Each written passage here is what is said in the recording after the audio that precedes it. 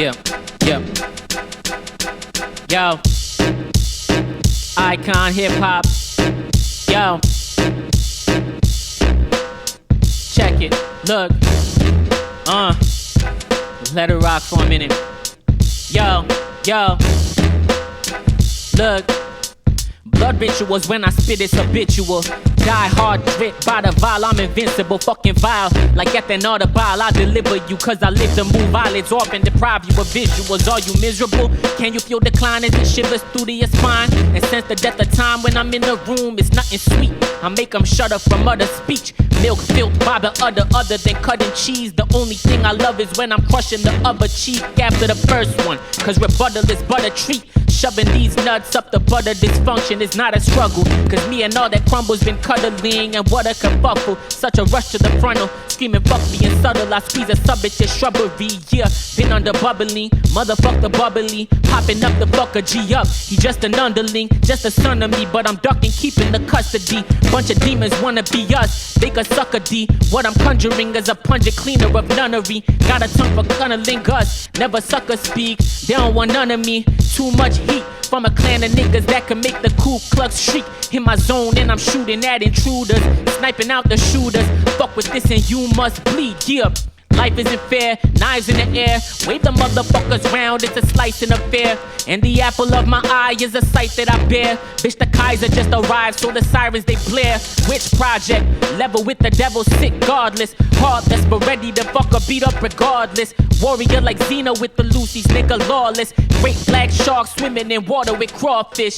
Built more this, like a steel fortress. Born inside a concrete jungle with tiki torches. Freaky thoughts from completely horrid regional sources. Creaky doors and some Ouija boards, I'm the Ouija haunted. Really tortured.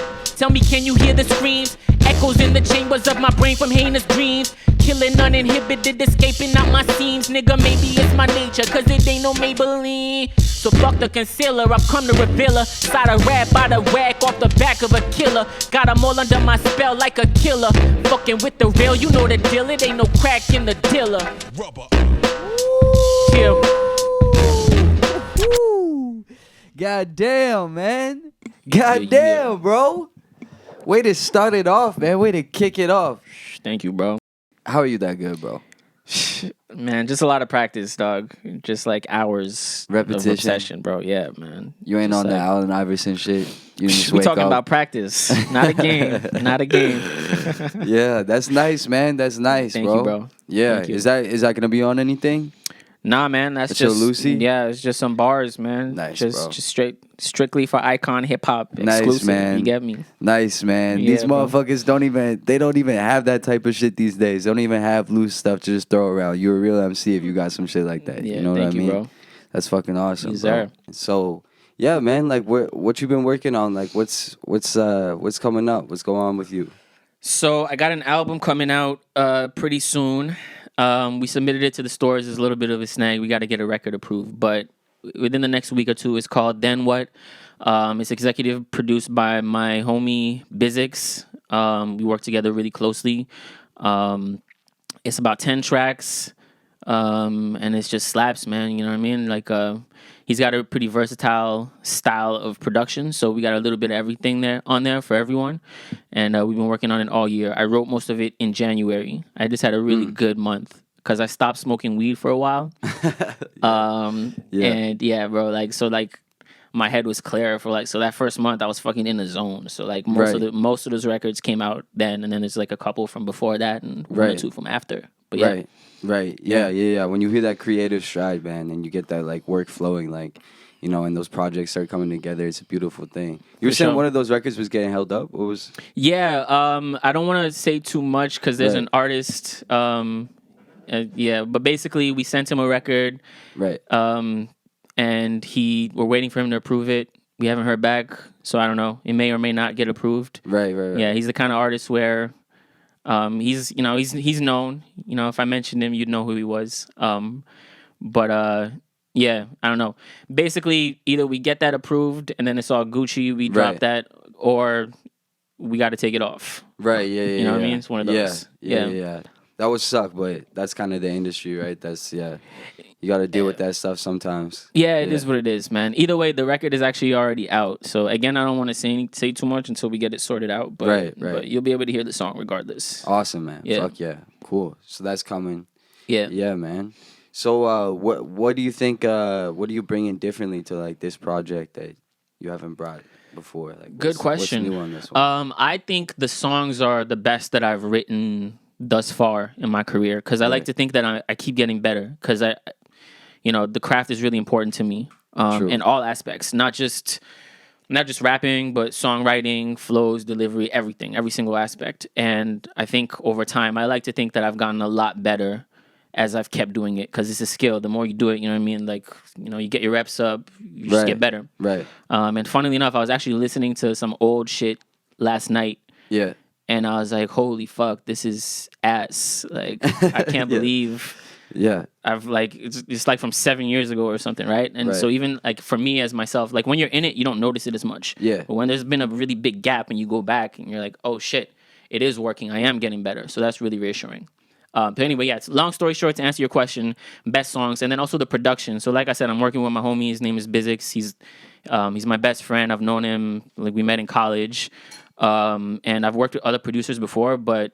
Me and him, like, we're on the same wavelength. Like, we have similar taste in music. And, like, since we know each other so well, creatively, we work really well together. So I think in terms of just the beats and the raps, everything, it's the most coherent and enjoyable listen that I've created thus far.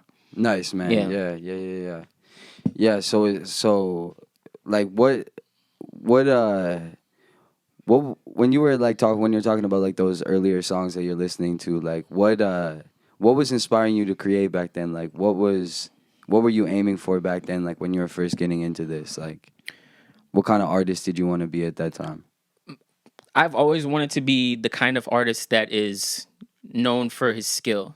Yeah. That's like so important to me because all the artists that have inspired me, that's what they're known for. That's what I love the most about rap. And I love rap. Like, I listen to all kinds of rap. Like, not necessarily, like, lyrical, miracle, spiritual stuff, right? Like, all, more party stuff, more, like, the club shit, all that. But what got me into it was hearing the technical aspect of it and getting my mind blown. Like, yo, I didn't know you could put words together like that. That's crazy. Right. And for me, the reason I got into it was, like, also, it's a really good way to express yourself, right? So I found it's, like... With rap, you can say whatever you want. It's completely unfiltered. It's raw. It's the most honest art form, if you ask me, right? It's like no bullshit. And you tell stories about your struggle and your experiences. So, and that, like, as an 18-year-old kid, I was a lot more, like, in my shell and, like, reserved and shy. So, like, being able to just say anything and, like, talk my shit really helped just with, like, my own personal development. Right.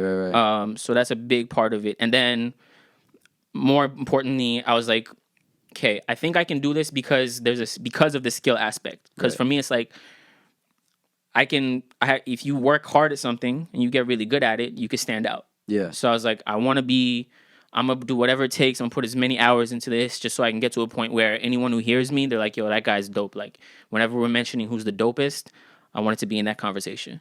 Yeah, man. Yeah. No, I think because it's interesting, and I asked the question because I think like. As artists, I think we kind of like, I feel like there's something that sparks your interest at the beginning of your journey. And, it's like something that plants like an ideal in your mind and you're kind of like chasing that through your journey. You're trying to like, I think like a lot of it is almost like emulation. Like, you see something that, inspires you and like moves you in a certain way. And then it pushes you to like chase, becoming that yourself because it's like you kind of see how you have the potential to become that. And like some people like like rhythm or like having a good time and like moving to music is like what inspires them. And so like their journey is like focused on creating the best rhythms or the best melodies that are gonna like make people move. And like other people hear music and they hear it from the side of like production, right? And then they end up learning how to go down that road and make beats and do that. But I think there's like certain people that you hear in rap where it's like, oh, I hear that you heard the lyricism and you heard what people were saying and like the art and the tech the technicality of like being an MC, and like that's what inspired you. And Yeah, obviously that's man. clearly like, you know, where your inspiration was coming from. So obviously that was like present from the beginning. But what was like, do you have like a moment in your kind of like early exposure to hip hop that stands out as like something that moved you in a way that like you can look back on and, you know, stands out to you now? Um, I wouldn't say there's anything that necessarily stands out. It's interesting. I don't know. For me, I've always like I would rap to myself in my head or along with songs. And I guess okay, this is one thing. So for the longest time, I figured anybody could rap. Yeah. So I was like, how hard could it be? Like the hard part is the actual writing. So, but like I remember being in high school and I would hear other people like try to like rap on a beat and then they just be like completely off beat and I'd be like, oh shit, okay, I guess not everybody can do that. That's Right. interesting to me. Yeah, I mean that's the most interesting thing. The as far as the moment that where I decided like, yo, I really want to do this, or like life changing moment. Right. It was when I was in college and we went to a club one time and I was on Molly and I funnily enough, I was not having a good time on it. On it. I don't know. It's hard to do. It's not my thing, honestly. Yeah. But what I remember sticking out was because I just started rapping and I would show people and Right. they'd be like, "This is you." Yeah. And that was always a really good reaction because you might show somebody some shit and they'd be like, "Oh, that's cool, man," whatever, like dismissive. But they were genuinely surprised. So I was Yeah. like, "See, that's a good sign. It seems like I might have something here." Yeah. So and then I really, like I said, I enjoyed the aspect of like expressing myself honestly. So I remember having kind of like a eureka moment. I was like, I'm in this club, the music's going off. I'm supposed to be feeling happy or whatever. The only thing that really makes me feel joy is this rap shit. Like I want to focus on this. This is what I want to do with my life. If I don't do this, I had like a vision of myself as an old man, Right. just like having not done this Yeah. and just feeling like shitty, like I wasted Right. my life. So I was Right. like, yo, like fuck that. Like this is what I'm gonna do. And that's kind of like the moment where I decided like I'm gonna learn everything I can about this. I'm gonna dedicate myself and my life to this. And Right. yeah, here we are, years later. Yeah. Yeah.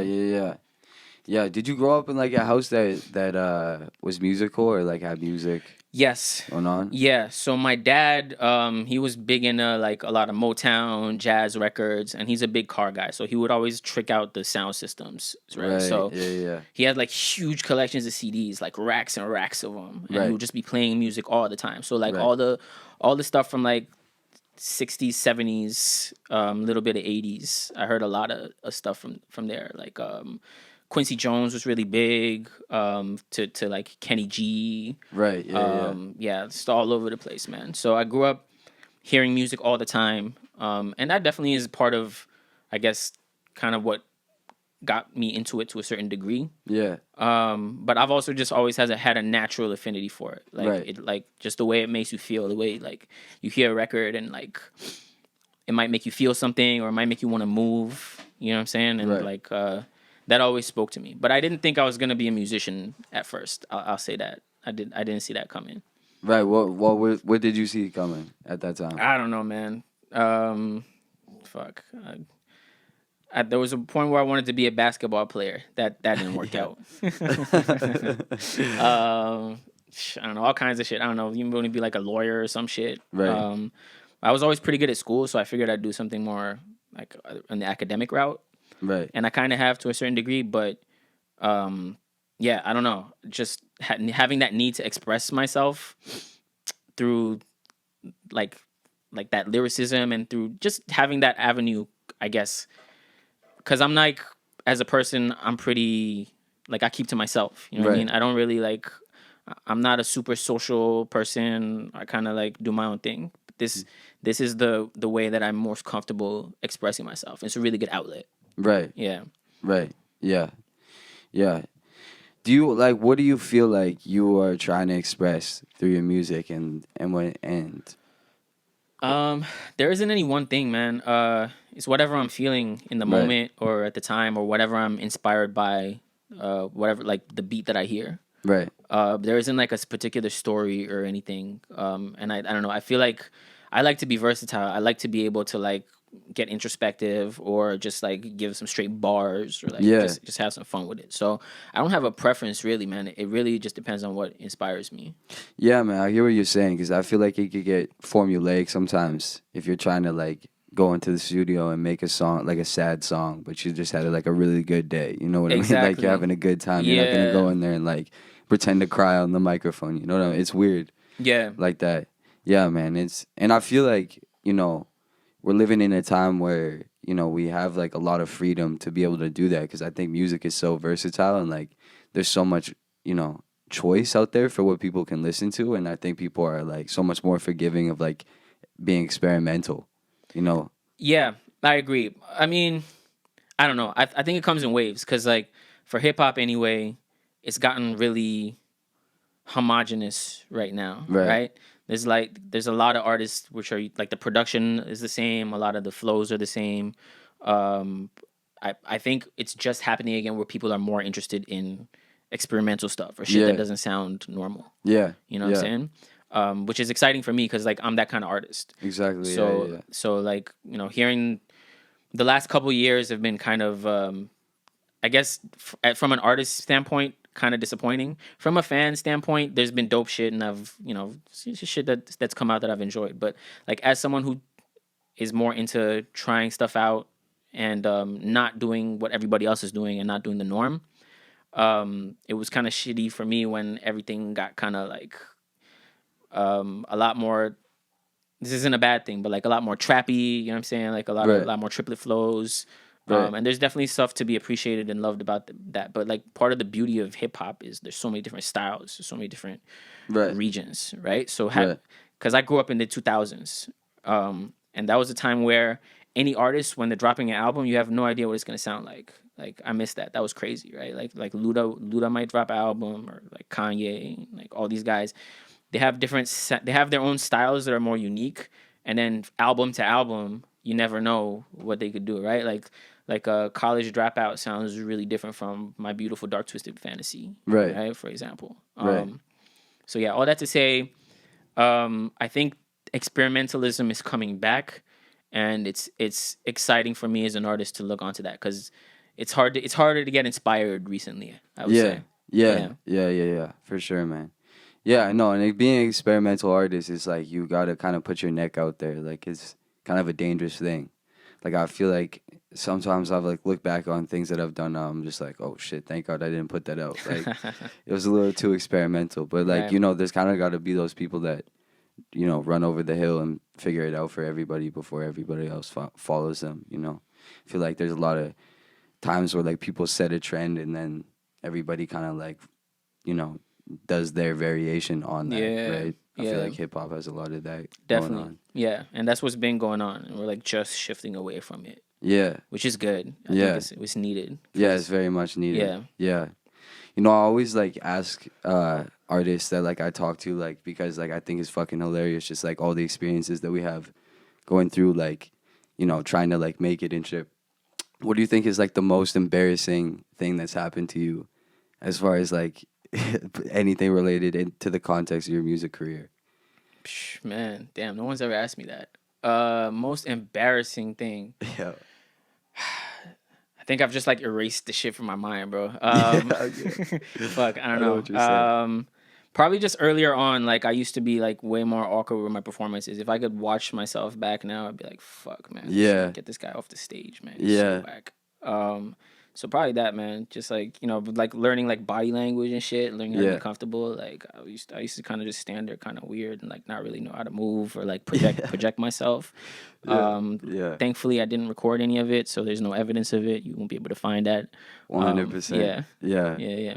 Yeah, that's a tough one to learn for sure, man, for sure. I know. I think like, everybody like has that thing where like they hear a recording of their voice and they're just like, "Oh, what the fuck? That's what I sound like." Yeah. It's like being an artist is just having that experience over and over and over again. Yeah, of man. just- Yeah. That's what I look like. That's what I sound like. What the Yeah, fuck? bro. And everybody has that. Like when I started, like I would hear myself back and be like, I don't like the way that sounds. I'm Yeah, used to yeah. it now, so I don't think about it. Yeah. But yeah, that definitely was a thing. Yeah. And then you get to a point where you've been doing it for so long that you're used to it, and you can't necessarily tell.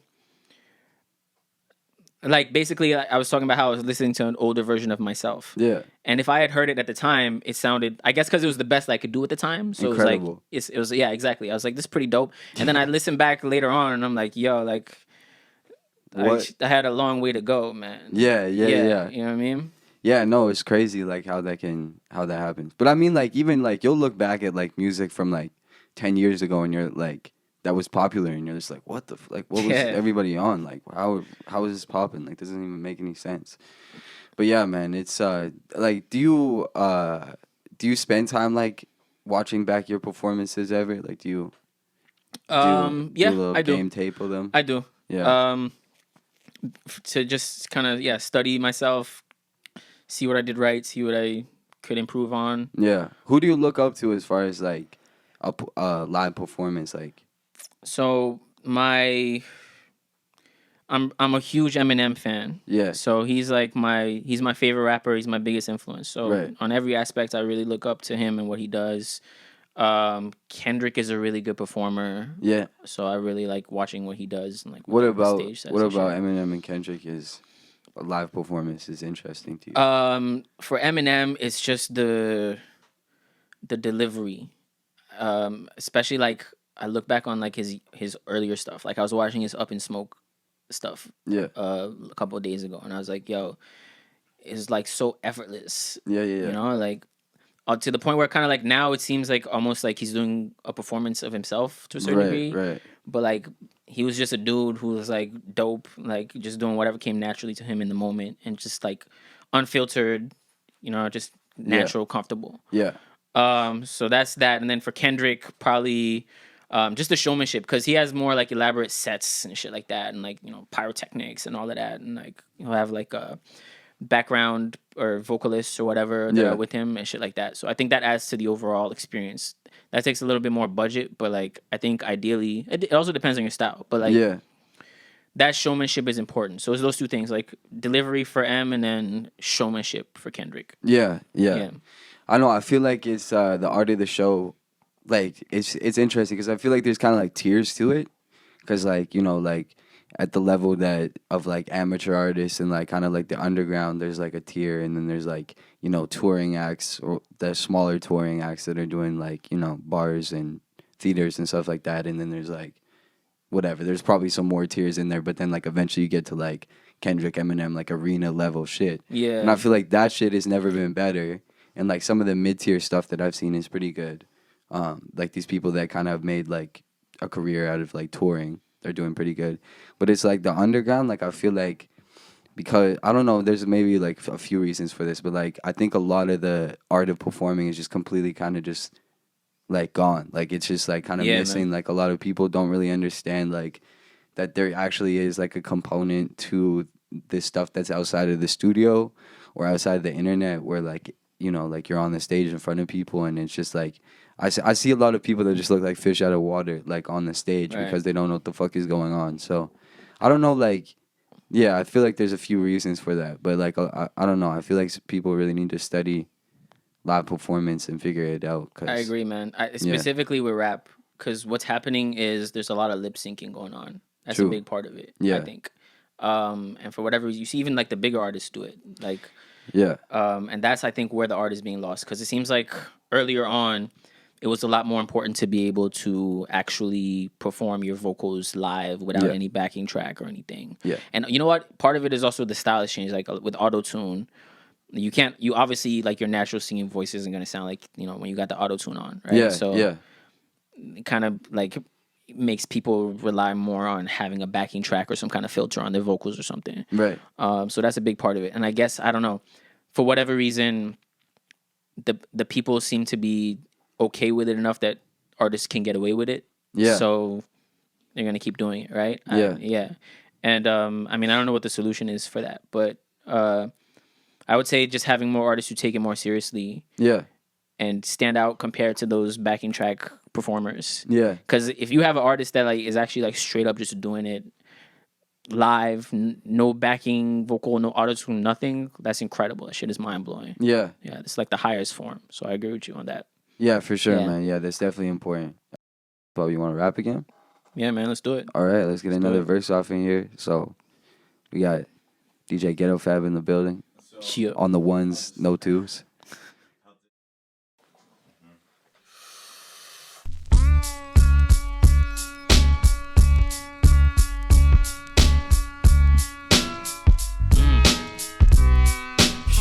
Yeah, yeah. We good to go? Yo. Yo, listen, the dedication singular, etched inside the amygdala. Elevated thinking ahead of pace and positioned up. Meditation, visualization, and patient vigilance. Every day I exist is the way I stay on my fibulas. That and middle fingers, a finger fucking resistance. Straddling the fence in between restraint and persistence. And in the event that I tank and can't go the distance, I remain a bit reserved just in case of change of conditions. Cause ain't nothing ever promised, but I promise I'm prepared. Send the fucking cavalry, I swat them all, I swear. I don't buy the caution, but I cause a lot of glare. Cause the way I aim at thrones got them falling out of chairs. On the edge, I'm about to jump into the thick of it. Opposition withering away because they sick of it. And I'm still scattering remains of you rappers down the drain. If we talking about litter, I'm the pick of it. Picture this, a war-torn battlefield of forlorn factions. And they spread across the floor because I'm foreshore snapping.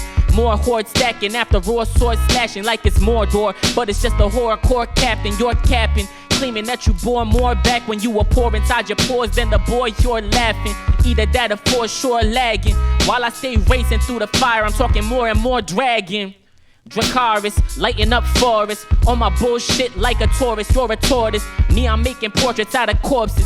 That's just what it means to be an artist when your art is never corporate. Still about my business, got a real firm grip though. Chokehold deadly as a stillbirth. Rip throats, ain't no need to tiptoe round it. Bitch, I am skid row on the damn yellow brick road. When it snows, I'm a shit show. Trying hard to be a better man.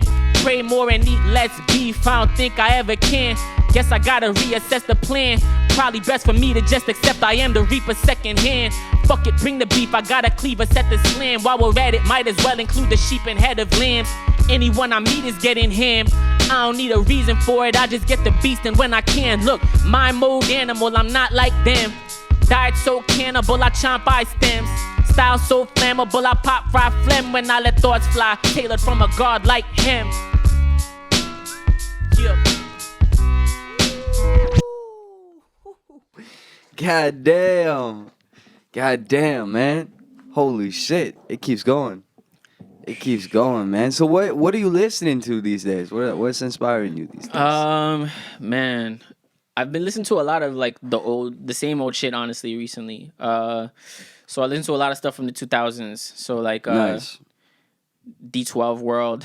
Yeah. That's my shit. Nice. Nice. What else? A lot of different singles. So like the Aftermath era. So I listen to a lot of Game. I'm really into Game. So like How We Do, Hate It or Love It. The Get Rich or Die Trying album. Fuck yeah. All the classics. Yeah. That's what like still inspires me to this day. Yeah. In terms of new stuff, I was really into the new Young Thug album that came out earlier this year. I'm a fan of Thug, and then the new Jeezy album just came out, which is kind of bangs. I'm kind of fucking with that too. Nice, bro. Yeah. Hell yeah, man. So you listen to a lot of different shit. Yeah, man. I try to, cause like I said, I love hip hop, right? Like it's not just like the lyrical shit. So sometimes you just want to vibe out, you know. Sometimes you can get inspiration like as an artist. It helps to like, you know, when you want to think about crafting a song, it's not just about the bars. Yeah. Right? It's about the beats, about the flow, the energy you deliver. So I like to like kind of just absorb different styles. Right. Because it's important to me to be able to do any style. Yeah, absolutely, man. Yeah. Yeah, I think you have to do that nowadays for sure. Yeah, When man. you were growing up, like, what was your biggest influence? So in terms of rap or music in general? Or? Yeah. Music in general, I actually used to be in a couple bands when I was in high school. So I used to listen to a lot of like punk rock. So like Sum 41, Blink, Green Day, That pop punk, that pop punk era. 2000s. Yeah, exactly. Interesting. Okay. Yeah, Muse. I had a. What were you playing in the band? I was playing rhythm guitar. Oh, nice. Yeah, okay. man. So I did that for a little bit, and then I actually started singing for a little bit too. Damn. Yeah. So With like the Ohio accent and everything. yeah, I mean, yeah, man. Somehow. Oh goddamn, bro. Yo, can we find? Is there There's something footage of it somewhere. we Yeah, can yeah. find that? Yeah. All right. Well, let's not cut that online. in right here. Yeah, maybe I'll send you something. But yeah, man, that's how I got like my beginnings in making music. Right, It was, like, okay. guitar. And I was telling Ghettofab earlier, the first performance I did was at a talent show in high school. Oh yeah. I was playing acoustic guitar with a buddy of mine and then another friend who was playing the guitar, the drums. So it's Right. two of us on guitar, one person on drums. Right. And we did Hero by Enrique Iglesias. And I think, it wasn't me singing. We had one other person, he was just a singer. Right. And we won the talent show off of that. Oh fuck. And that was crazy. I was Fuck like, yeah. oh shit. The crowd is loving Nice. it too. They were like kind of going crazy for it. It's like, Hell oh, shit. Yeah. So that definitely gave me the confidence to keep going. Nice. And then bro. I ended up getting into some other bands, and we would do covers of just like all the pop punk shit. Right. Yeah. And then I slowly transitioned into hip hop after that. Right. That's a crazy. I feel like not too many people can say that. That's Yeah, you know, sure. that's an interesting. Like it's like you and MGK. I guess, man. Yeah. Yeah. That's just But the I feel path yeah. that I you was ha- on. Yeah. You have yet to make the next transition back to pop punk. Yeah, man. That'll be it later. Yeah. Yeah, but it might happen. You never know. Yeah. You do some sampling or some shit, or maybe collab with MGK at some point. That'll be Although tight. I don't know, man. Like I'm on Marshall's side, so. Oh yeah, fuck yeah, I forgot. Yeah. You're a stan. You gotta rap for your boy. Yeah. Fuck yeah, man. But yeah. So like, what was that transition like? Like going from like that rock background to hip hop. Like, was that Yeah. a difficult transition or? No, because I also like I was listening to hip hop before I got into that rock Right, phase, right? right. So most of my younger days before that, I was familiar with rap and I had got into it to actually quite a large degree. So even while I was doing all that rock shit, I was still listening to rap. Yeah. So the transition in terms of getting familiar with the genre, that wasn't hard. Yeah. What ended up happening was there was a homie who had this program called Adobe Sound Booth. Mm-hmm. And he came to school one day and he's just like, yo, check this out. I did this. And, it was him rapping over, I don't remember what the beat was. Oh, I think Right. it was You're a Jerk. You remember that? You know that song? I can't remember who those artists are. Maybe you cut that in here too. Yeah. If you can find it. But yeah, I heard that and I was like, yo, like, how did you do this shit? And he's like, oh yeah, it's this program, blah, blah, blah. I'm like, okay, yo, like, send me that. Like, I need that. Right. So I went home that day and I just like wrote raps. Because I had started writing raps when I was like 11 years old. Right. Yeah. And this Adobe Sound Booth era came when I was like around 17. Okay. Yeah. So I got already dabbled in trying to rap, but I had never gotten a chance to rap on a beat and record it. Right. What So were that- you recording on? Like microphone wise. I think the first thing I ever did was just my laptop microphone. Baby. Oh hell yeah. Yeah. Oh hell yeah. Because I didn't have a mic at first, Yeah, right? yeah, So yeah. you just use that. Yeah. And I did that for months. And then when I went to college, I kept doing it. I kind of do it on the low a little bit. Yeah. And I would show people and they'd be like I told you, like, this is you? Yeah, which Yeah, is this like is me. low key like a backhanded compliment too, because they're kind of saying like, "Wait, you can do this?" And Yeah, you're like, man. "Motherfucker, I know. goddamn right." Yeah. But I always took it as a compliment because, like, Absolutely, it's okay. Yeah, exactly. yeah, because like my personality then you wouldn't have guessed that I rapped. You know Yeah, what I'm no, saying? I So feel that's- you, bro. I feel you. So that's what it was. They were just like, damn, this is like actually good. Yeah, you know? yeah. So every time that would happen, I'd be like, okay, sick. That means I probably am actually like I have some ability here. Right, yeah. So I was like, okay, I got to just like keep working on this. Yeah. Yeah. Do you remember the first time someone told you like something negative, like that you got like a negative response to your raps? The first thing that comes to mind is when I put out my first music video. There were some comments who were like, "Don't quit your day job," Oh, shit like that. You know? Nice. Yeah. The But at that keyboard point, warriors. yeah, exactly. But Yeah. at that point, it was kind of dope because I'm like, yo, like Someone cares enough I got to hate. haters, man. Yeah, Yeah, exactly. Yeah. I was like, yeah. Obviously, if you put your art out there, not Yeah. everybody's gonna like it. For right? sure. Yeah. And I've always been open to criticism, like especially earlier on when I would show it to people. I would be like, even though they'd be like, "Oh, this is good," I would be like, "Yo, you can be honest with me. Like, I want to know, like, for real, like, what don't you like about it? Yeah. You know, what am I doing wrong? Because like I want to improve. I want to be as good as I can. So like, Yeah. you don't have to pretend with me or mince your words. Just give it to me straight. And I think that Mm-hmm. really helped with my development because I would always they'd be like, oh, you know, I can't hear what you're saying as well, or you know, your timing is a little off, shit like that. Yeah. That would let me know. Okay, I got to work on that. Yeah, for sure, man. Yeah, it's kind of like a thin line, or like it's a fragile state that you're in when you're like first beginning off, and like, you know, like I find when I'm talking to people that are really just getting into this, like you want to encourage them and you want to like give them like some positive like reinforcement, but then also like I just remember like when I first started putting out music and stuff, like all you know, all your friends and stuff are gonna like be patting you on the back, but like the first time that someone like pulled me aside and they're like, actually, I think like you could probably do this better and this better.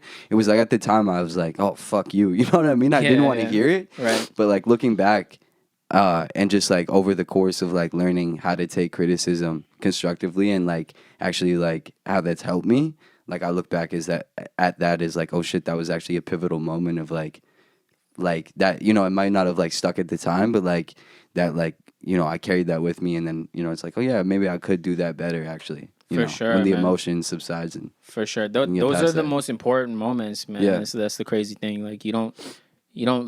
It's nice to hear how great you are, but you don't really learn from that. You know. yeah, Yeah. for sure, man. Yeah, exactly. Yeah, you got to hear that for sure.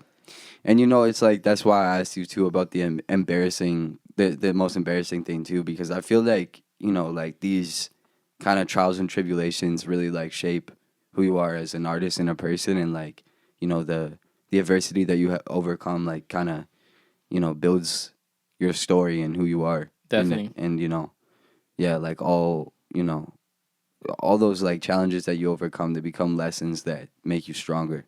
Right. Yeah. What's something that you've had to like overcome, you know, as an artist, as a someone that's, you know, pursuing this journey? Yeah. I mean, there's a lot of different things to overcome in terms of, I guess learning how to perform is one thing, and Yeah. then figuring out how to put yourself out there and just grow yourself as an artist is another. Yeah. Because unless you get lucky enough to like, you know, work with somebody who's connected, or like we got a label deal or something, you gotta put the work in to get yourself out there, connect with people, get opportunities to perform, to work with other artists. Right. And that's a challenge. Just like, you know, I used to post flyers up all over campus and shit like that, and like, you know, go to events to try to meet people, all that shit. So on a music standpoint, there's that, and then I guess on a personal standpoint, a big, like, huge chunk of my like early adulthood has been dealing with immigration stuff, because I came here from Ghana, and to stay here, you gotta do a lot of shit. You gotta like go to school, you gotta get a job, you gotta go to school, graduate, get a job in what you went to school in. There's a lot of different applications. You gotta like take an English test. You gotta like it's a whole other shit. It took like 12 years. Yeah. And that, so doing all that shit plus doing music is tough, because all that other shit is very time consuming, and it takes up a lot of your energy and focus. So because I was so passionate about this, I was like, okay, I just spent like 8 hours doing some shit that I don't care about for some other people. Like now I'm working on my shit. I'm gonna spend a bunch of hours doing that. So I think that definitely is a challenge, right? Because I think for a lot of people, if they don't have to deal with that, it's easier for them to immerse themselves in being an artist, right? But for me, it's kind of like living a double life almost. Yeah. So that's been a really big challenge, even to this day. Yeah, no doubt, man. For sure. I can only imagine that. Like, we all have balancing acts, but that sounds like you have a pretty full plate. Yeah. Where are you at with that whole, like, the whole process? Oh, I'm good now. I'm a Canadian citizen now. Oh, fuck yeah, brother. Hell yeah. Congratulations, man. Thank you, man. Thank you. Hell yeah. So that's opened up some time then. Yeah. Yeah. So that's why you chill. got projects on the way. Yeah, now. man. Yeah. I can just stay here now. They're not going to kick me out. Fuck so yeah. That's pretty dope. Nice. Nice, man. So when did you make that transition? Like, how old were you? I can't do the math of 12 years. It was like 2 years ago, dog. Yeah, man. It started when I was 18, and I'm 31 now. Yeah. So like when I was like 29, it was like 2021. Yeah. Right. Yeah. And you had said too, you spent some time in Jersey as well. Yeah, I lived in Jersey when I was a kid. Nice. From when I was like 4 till I was 8.5. Okay, yeah. Yeah, went there from Ghana because my dad was doing like school/work. And I used to, I remember, I was telling Ghettofab, I used to speak the native language of Ghana. It's called Trewth, and I completely forgot it while I was in Jersey. So I just like my accent became North American, and then I just got just like that's why like I came back here even after going back to Ghana, because I was like, this is where my identity was formed. This is where I feel most comfortable. You know, so. Yeah. Yeah, happy to be able to have come back here and like made a life here and like established myself. Right. Yeah. Right. So you ended up going back to Ghana after that. Yeah. Like the 4 years in Jersey. Yeah, yeah. So I Right. went back when I was 8 and just grew up in Ghana. There we moved around a lot. We were, some tough conditions. I watched my dad kind of build from the ground up. He built a business. We used to be like living in some shitty places. It's third world. It's like no running water, like lights go out all the time. Just like barely having enough to survive, and then just watching him like build to be able to like send us to better schools and like have cars and like have a washing machine. That was a big thing. When I was like 13, it's the first time we had a washing machine. I remember that was a big deal. Yeah. Sorry, what was your question? I'm getting kind of lost in that. Yeah, no, I was just kind of asking and just kind of like about just about what it was like, like making those transitions and stuff. 'Cause Right. It's kind of like a weird. So you were born in Ghana. Yeah. And then you went to Jersey, and then you went and then had like formative experiences there. Then went back to Ghana. Yeah. And then but kind of we're always like thinking like, I want to go back. right, yeah, Yeah. it's crazy, man. Yeah, So yeah. It's a lot of Yeah, so a lot of my time, because like I never really quite felt like I fit in after that, because like Right. I talk different. The things that inspire me and interest me aren't quite the same as everybody else. I was able to like assimilate and make friends and all that, but there was always a part of me that was like, yo, like I want to go back to. I wanted to go to the States. I ended up in Canada, which I'm actually really happy about. I actually prefer Canada. But yeah, it was just like that mentality of like, what do I got to do to get back? And then coming from there, it's like, it's all around school. So to be able to come here, you need to either like have a profession, Yeah. or like, I was a kid, so you got to go through school and get good grades and all that. And then, yeah, it's a whole process, man. Yeah. So, yeah. Yeah, man. How do your parents feel about music and your pursuit of music? I think overall they're supportive. They ask about it sometimes. I think they know at this point that like I'm just gonna do it regardless, right? It's just part of who I am. Right. They kind of would try to discourage me at first, yeah. But I mean, shit, that wouldn't work. Yeah. You know what I'm saying? Like I can't stop even if I tried. Yeah, for sure. It's just part of me. So I just keep going, and then over time, I think as they see that, they've become more like, they're like, oh, okay. I mean, this is what he's gonna do. Right. So yeah, they're at peace with it, I guess. Mm-hmm. Yeah. Mm. Yeah, man. It's always interesting to hear. So I feel like sometimes it's a tough sell, for sure. Yeah. But yeah, man. Like I think if you're passionate about anything and you care about anything, and like people that love you see that within you, it's kind of hard for them to fight against it for too long. Yeah. Yeah. What about you? What's your experience like with that? Oh man, I have a kind of like a crazy like situation with it, because like when I was growing up, like I was super into Eminem too, like especially when I was like first getting into hip hop. And so like I was like starting to write early on and stuff like that, and like all of it was just like super emulative of Eminem, and like just like, I'm gonna kill this bitch, blah blah blah, fuck this hoe, or whatever. I had a phase like that too. Yeah, we all do. We all do. All the stands. But yeah, my parents like found that shit. They found like the lyrics. Shit. And they just like flipped the fuck out, because like I was just raised in a really like, it wasn't like super conservative, but it was pretty like liberal minded. Like it was like very like just like loving, and like I was very protected as a child from like even just like I wasn't allowed to watch like movies with like guns in them shit like that. Okay. Like I just like my mom was like kind of like a helicopter parent, but they like Right. flipped the fuck out when they found like that I was listening to hip hop. Right. And then I was like around like 11 or 12, and then for like 4 or 5 years after that, it was like banned in the house completely. I couldn't like have it on my phone or like my iPod at the time. I couldn't like have like CDs with it on it.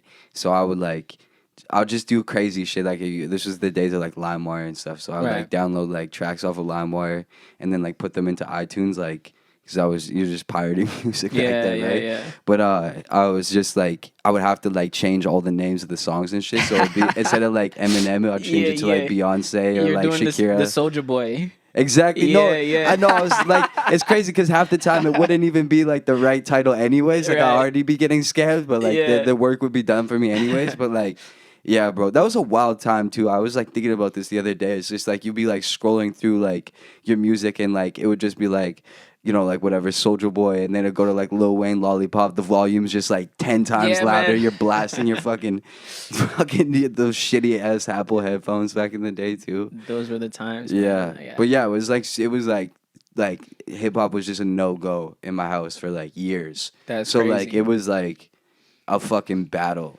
for me. Right. And like I don't know. I feel like they probably still like don't love it, but if anything, like it's her fault that I'm still doing this shit. Like I feel like did that make you want to listen to it more when they banned fuck it? Yeah, yeah, right. man. Fuck yeah. I bet. Yeah. Yeah. Like I feel like I was hooked like right away, cause like I think like I have like this memory that's like so distinct of like my homie bringing me into like his bedroom and like this was like pause by the way, but no, I'm just kidding. But it was just like I was like probably like 8 or 9 or 10 around there, and like he had his iPod and like he like closed the door and shit. He's like looking down the hall for his parents, and then like he showed me like Gin and Juice by Snoop Dogg. Oh, nice. And like it was just like I think it was like the cussing and fucking just the subject matter, but like the sound and everything was just like so man. like crazy. It just blew my mind. So raw, bro. Like just like unfiltered, like no bullshit. Just like that's hip hop, bro. Yeah, 100%. Yeah. And like to your point about it being difficult to accept, like when I started listening to hip hop, I grew up mostly with my dad, and he's like super, I guess liberal is the word for it. He never policed or stopped me from watching anything. He never gave a fuck. He would swear around me, all that. So I remember a couple times where I would like quote rap lyrics around him, and even he would look at me crazy. I remember quoting a D12 lyric where I was like, "I even sold my therapist crack." He looked at me like, "What the fuck did you just say?" I was like, "Oh damn, that's too much." Because usually he says wild shit all the time too. But like, I was like, "Damn, if that shocked him, that shit's kind of crazy." Yeah.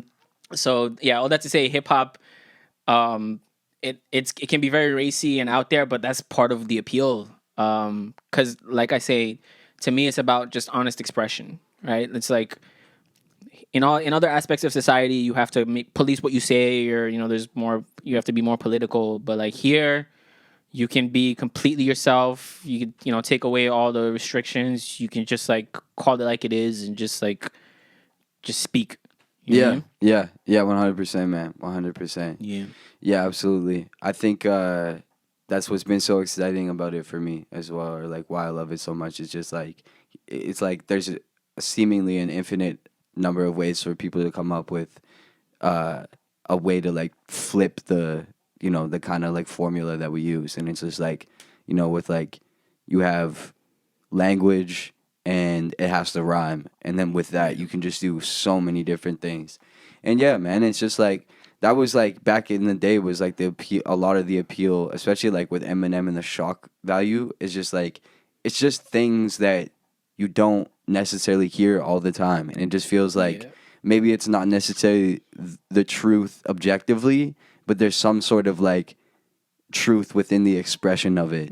That's there. Like there's something like whether it's like you're conveying anger, frustration, or lust or whatever it is, right? Like there's something in there that through like kind of that unfiltered expression is like communicated. You know what I mean? For sure, man. Yeah, absolutely. But it's hard to make that point when you're 12 years old, and it's and you're trying to justify why hearing someone rap about getting their dick sucked while they're driving a car is actually like an expression of true yeah, art. especially to your parents who like see you as a child. Yeah. Yeah, man. Yeah. Fuck. You're like, no, they're instilling success, a vision. Yeah, yeah. It's Yeah. making me more confident. Yes, Yeah. exactly. Yeah, man. No, I think that's yeah. I think and that's like, I think when I ask you too about like what you're trying to express too, it's interesting because like, life and is such a life and expression of art is such a complicated thing, and as time goes on and I experience more of it, I start to think about what I'm trying to convey and what I'm trying to express, and it's like I find that sometimes like it's a lot of the times like what we're trying to express is so beyond our ability to articulate that you have to use things like music and art and your like these kind of abstract ways of expressing things in order to communicate these emotions, or like these messages. And sometimes like I don't know if you experience this, but I've like had experiences where it feels like songs are writing themselves. Like it feels like, yeah. 100%. So you've had that experience. Yeah. That's when it all just kind of comes together. Right? Yeah. You don't have to think about it too much. It's just like it just flows out of you. Yeah. Yeah. Those are the best moments. It saves a lot of time too. You know what I'm saying? Because otherwise, I'm the type of artist I'll be like obsessing over shit sometimes. Yeah. Yeah. But yeah, that's the beauty of that's like I said earlier, it's a big part of why I decided to get into this is like that ability to have that way to express yourself. Yeah. And like just channel what you're feeling. And sometimes it comes from not some like letting go of the overthinking and just like you gotta just let it happen. Right. And as I've gotten better at doing this and as I've done it longer, that's a big part of the process. I find. I don't know what it's like for you. Yeah. But for me it's like before I used to like really, really think about everything. I want every fucking syllable to rhyme and like I'm all trying to think of all this crazy shit to say. But now it's like, nah, man, it's enough to just like just express yourself naturally. Don't just let it happen. You know what I mean? Yeah. Yeah, no, for sure, man. No, I feel like because every like lyrical rapper, you have to start out doing that. You have to start out by being the type of person that like is a nerd about the syllables and the rhymes and stuff like that. And like I don't know who said this, but someone needs to get credit for saying this because I use this quote all the time. But like you have to learn the rules in order to break them. Facts. Right? Like you have to learn how to do that technically before you can kind of forget about that and it just becomes second nature. A lot of like legendary jazz musicians are like so good at playing within the scale, within the time that they can bend shit and break shit and bend notes and bend time. Right. In order to create something new. But it's like if you know what's happening, you actually know there's something behind it. They're not it's like Jay Dilla's beats are a good example of that, where it's like it sounds like a drunk 3-year-old playing, but a drunk 3-year-old playing can't do that. You know what I mean? I know exactly what you mean. That's 100% true. Yeah, it's very When I used to try to just let it happen before, it wouldn't turn out so good. So definitely like the reps get your mind to a place where you're familiar enough with what you're doing that you can kind of let go. Yeah. Yeah, man. Absolutely. Like.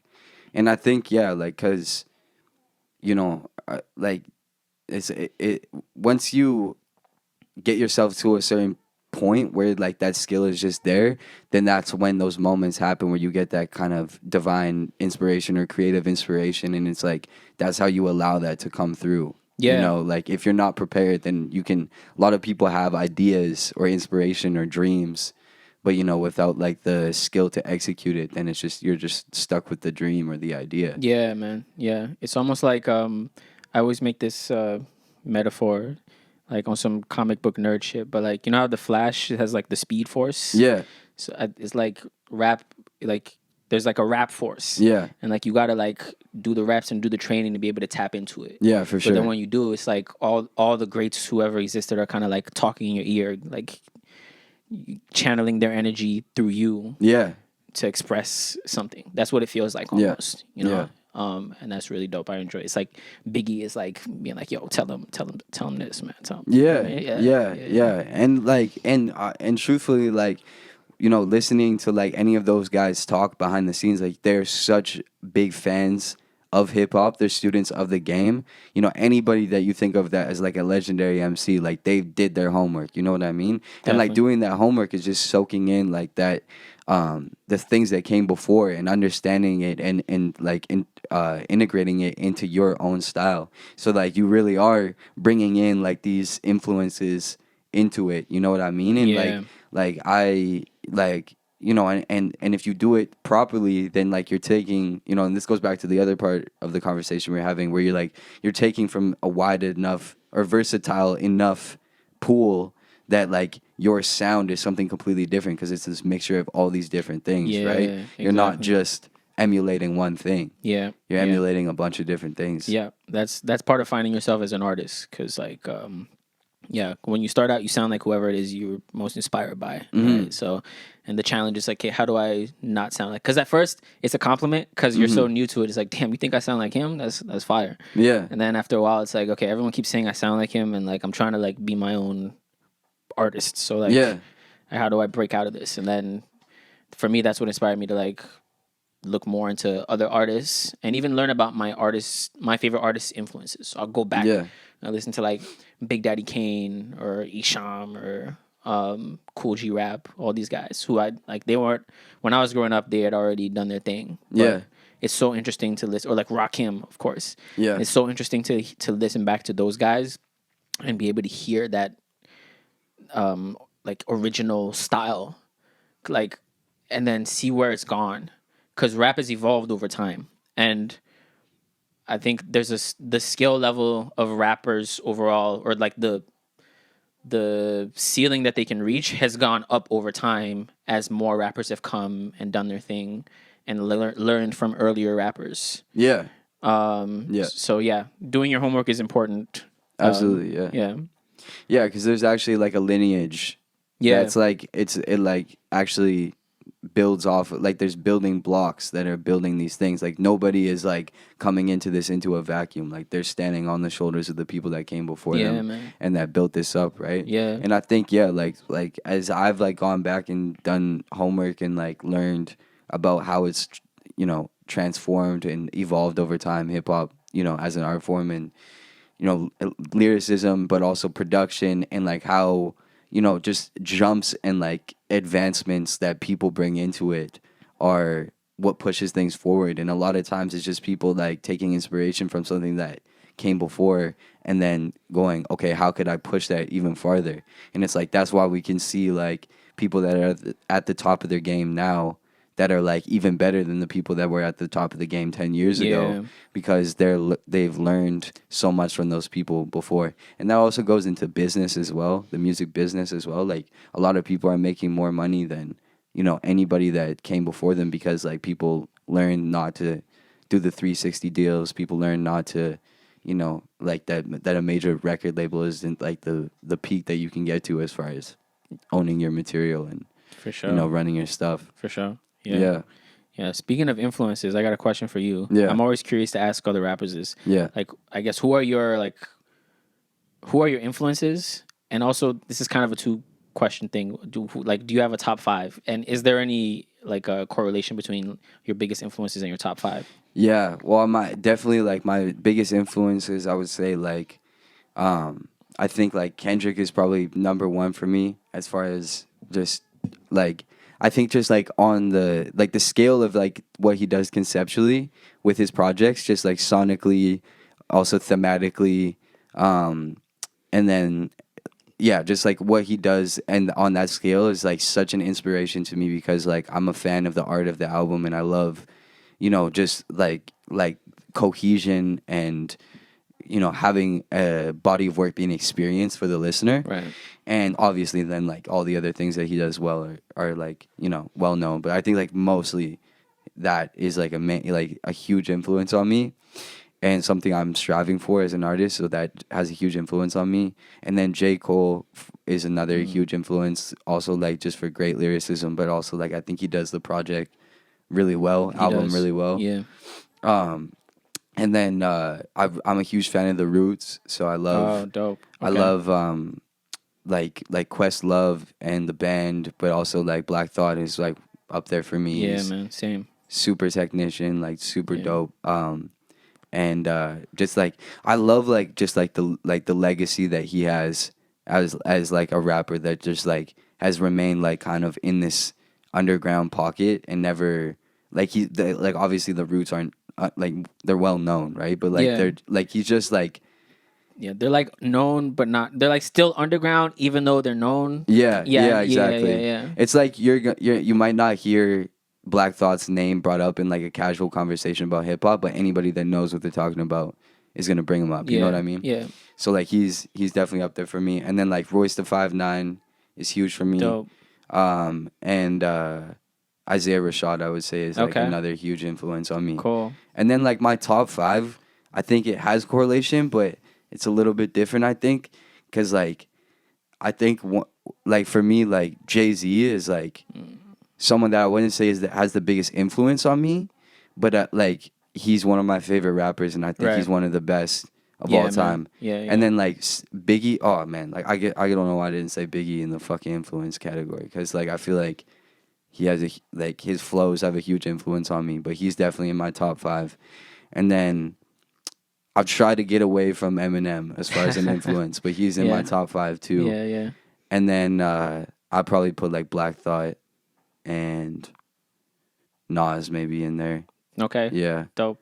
That's a solid top 5. Yeah. Yeah. Yeah, man. I think it's hard to sum it up. It's really fucking hard to sum it up. Yeah. Because like I as soon as I finish a top 5, I just start thinking, I'm Think like, of someone fuck, else. I left off. Yeah, No, man. where's- I have the same thing where like there are certain ones that I'll mention usually right away, and then I'll like go away from the conversation and be like, wait, but like him too, like you know, it's like 5 isn't enough. Yeah. But yeah, man, that's like a nice versatile top 5 too, right? Like to my point about there being so many different styles that can influence you. That's I don't know. Not to shit on anybody, but like I think that's needed right now more in rap. Yeah. You know what I'm saying? Yeah. Yeah, man, for sure, man. I think like I've definitely, as a listener, like there's a certain thing that I love about hip hop, which is like I just love like kind of like lucidity. Okay, what do you mean by that? Like when I think like and Kendrick and Cole do this really well, and this is why they're like kind of the top of my influence, is like they when like you hear what they're talking about, or like when you hear their songs, you know what they're talking about so clearly. Right. You know what I mean? Like it's like, and that's not like a lot of people can do that. Like you can say like, oh, I got chains on, I'm in a whip, I got a bitch. Like I understand what you're saying. You know what I mean? Like Right. it's not like too cryptic for me. But it's like when someone is saying something and I can tell they really put thought into like the way they're saying the delivery of it, but also like the content of what they're saying, and then it's also like it's lucid in the sense of like it's clearly thought out and it makes sense. Right. You know what I mean? And there's a message that's like in there that is thought out, and that I feel like that's a lot of that is missing in hip hop. It's a lot more generic, like a lot more tropes, like you're saying, right? Yeah. Yeah. And there's like people that are pushing boundaries in like production and song making and hits and stuff like that is incredible, and I'm like gotta give it up to those people. But just like personally, like lucidity and like great lyricism, and then like a conceptual project that kind of houses all of that together, that's the kind of shit that like makes the hair on the back of my neck stand up. Yeah, man, same. I think that probably applies to everybody, but they're just some people might not be as used to hearing that, so they don't know that that's what's missing. Yeah. You know? Yeah, for sure, man. Because I don't know. I think like I feel like I said, like this kind of era of being allowed to experiment and people being allowed to get their shit off and do stuff. Like I just like I love like that. I'll just be flipping through Spotify and there's just like this wave of like songs that have like no drums on them, and they're just like a soul loop. Like, you know, The Right. Alchemist has been doing a bunch of that shit. Yeah. And like Larry June and Rock Marciano, like those Right. guys, like, and even this guy like Mavi. I don't know if you ever listen to Mavi. I've heard of him. I haven't heard any of his tracks, but Yeah, he's dope as fuck. I think he's doing some really interesting stuff. Okay, word. Like, and Earl obviously is like Yeah. doing, and then like, you know, like Griselda is like on a wave, and Oh, they're yeah. doing some crazy shit, and then like Isaiah Rashad's project, and like the kind of like that like soul lo-fi trap kind of sound that Right. like Earth Gang is on that shit too. Yeah, It's like, yeah, man, it's really cool. I think like there is like space for it, you know. So like people like us, I feel like we're gonna find a home. Yeah, man. I hope so. I'm optimistic about it. Yeah. Yeah. It seems like it's like just coming back to that. It comes in cycles, right? Like, I think this has been happening since the beginning of hip hop, where the more poppy, like dancey shit will become popular for a while, and then people get tired of that and they want some stuff that's a little bit has more depth to it, has a little bit more thought and concepts and stories. And we're like just like entering into a period where that more like generic stuff is going out of style, and people want to hear some more substance. Yeah, man, it's kind of crazy too. I was just thinking, like, well, like, you know, I feel like we got like, I feel like we not even that they're like over the hill, but I feel like we got Kendrick like too early. Interesting. Because like I feel not obviously like his career and shit. I'm not like saying like, oh, he would be more successful if he was like out now. Right. But like I feel like the world is in a place where like we need people that are like leaders of thought, that are like communicating through like the ways that we have of like reaching mass people, which I think right now, like if you're a rapper, you're pretty much like at the top of like people that are paying attention, you know, popularly. Right. And it's like, yeah, man, I feel like there's some space for people that are saying some real shit to like cut through right now. I feel like the world could use that. Yeah. You think Kendrick would have had a more successful career if he was coming out, like just coming out around now? No, I don't think he had a more successful career, but I think like the world could use him more. I feel like the shit that he was saying back in 2014 could be heard now. Right. Should have been heard now. He's a lot more quiet these days. Yeah, I think he was way ahead of his time. Well, not even way, but just like a few years ahead of his time, where like, yeah, man, it's crazy. Yeah, man. But maybe that's just like, you know, when you're at that level, maybe that's where you're at. You're just like prophesizing things, like you're seeing what's coming, right? Yeah, I guess so. Yeah. Yeah, and I mean, at this point, he's in a place where he's kind of done it all. I can imagine being in that place.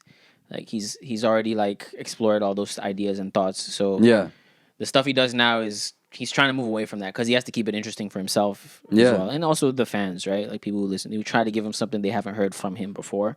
Yeah. Yeah. I guess it's too bad that he like started as heavy as he did. Maybe it would have been better if he like spread it out more, so there was more like of an effort on, I guess, commentary and consciousness. Yeah. Well, I mean, ideally too, like there would be something that comes to fill that spot, right? Like, right. Because I think like what I'm thinking of is like if people don't kind of pick up that torch, then there is just like there's that emptiness there where like yeah, there's lots of great music coming out, but like who is like really like speaking to things that are happening, you know, like in real time and like actually addressing it, you know. I feel like Killer Mike does a good job, but he does, you know. Yeah, he does. Yeah, man. I mean, there are, like you already mentioned, there are artists who are doing it. So, you know, the wave is coming back. It's coming back. Yeah, man. I hope so. Yeah. I think we need it. Speaking of that, why don't we come back one more time? Let's get it. One more verse. Let's do it. Speaking of lucidity, dope hip hop. Yeah. People that are actually saying something. Okay.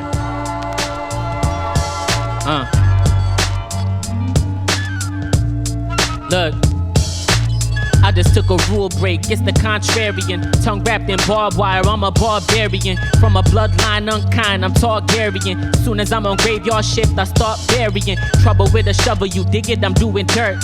Put my dick in rubble, I'm sticking it to the earth. From a different planet, was living in Jupiter. Till I picked a place at random to visit and ruin worse. This my universe, you niggas just living in it. Ridicule and hurt is all you get when I give it. Been abusing terms, condition permanent wicked. So I'm ripping through a perm to take a Birkin and flip it. That's a body bag. For the grip, I go insomniac. I ain't tryna drive a Pontiac. Told her if she ain't gon' help me hit the liquor, press her lips against the dick, then I don't wanna see a lollygag. Mint fresh like I'm walking with a candy cane. Undomesticated cadence and I can't be tamed. I'm a wild boar, all I do is pot roast.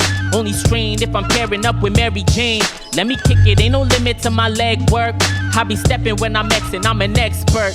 Take you out of circulation with the breath work. Listen, you suffer suffocation if I get irked. Yo, I ain't into clubbing, but I am a partaker. Heartbreaker, pitch darker than Darth Vader. I don't got a heart, I got a crater. So I move it reckless, abandoned, I'm banned. You should brace yourself for a teeth chattering, flurry of ice. Doling out a fleet, staggering, serving of snipes. Out the mud, dirty in your life. Coldest nigga playing, but I burn in real life. My degree mean couldn't learn to be this nice. Even if you took notes on it, you'd end up off key. Roll sinister, my circuitry is diced. Sins unforgivable, living strictly despicable. Temperament inadmissible, disposition questionable. Shit's giving minimal since I snipped the umbilical. Vision indivisible, all you niggas invisible. Nothing in my scope but a lust for triggers and dope. How I clip the coach is disgusting, I should revolt. Fuck a ninja motor, I run on a different road. And it's rocky, but I'm boxing the boldest to win the gold. Yeah.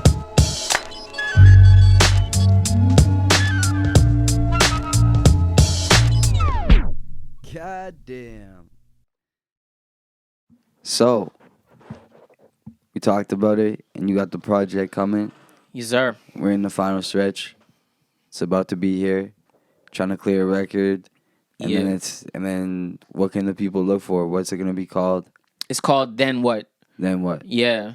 And it drops. I don't want to say a date because like I hate doing that. Like you announce it and then the shit gets fucked up. But in a week or two from today. So whenever you're watching this, it's gonna drop in November for sure. So we'll say November 2023. Then What? Dropping on all streaming platforms. Look out for that. Right. And do you have any shows coming up or? I do. So I have one coming up on November 18th. I just got word about it. I don't remember the name of the venue. Unfortunately, it's like on Kingsway. Okay, I'll post about it when that shit is up. And then the next one, I think is December 9th at the Astoria. Sick, right? And that's with us with the Palmer Squares. Yes, sir. Yes, sir. Yeah, man, it's gonna be awesome. Yeah, bro. man. It's gonna Looking be forward awesome. to it. Yeah, that night's gonna be sick because I think that's like a whole lineup of crazy lyricists. Like, Oh yeah, who else? yeah. Who else performing? I'm gonna perform. That's what's up. Yeah. And then like the Palmer Squares are just Right, crazy. of course. Man. Yeah. Shit. Yeah, they go in. Crazy. Yeah. Is there anything else you want to talk about? Nah, man, that's it. Just thank you guys for having me. Absolutely. It's been a pleasure. Absolutely. I appreciate the pleasure as well. platform. Look out for the project, and looking forward to working more with Icon Hip Hop, man. Absolutely, man. It's exciting to talk to a rising artist in the city. Fuck yeah, bro. Yes, sir. Thanks for being here. It's Icon Hip Hop. Brought to you by Ghettofab, Trewth the Rapper. It's your boy Ekke. Yes, sir. Get home safe, ladies and gentlemen. Good night.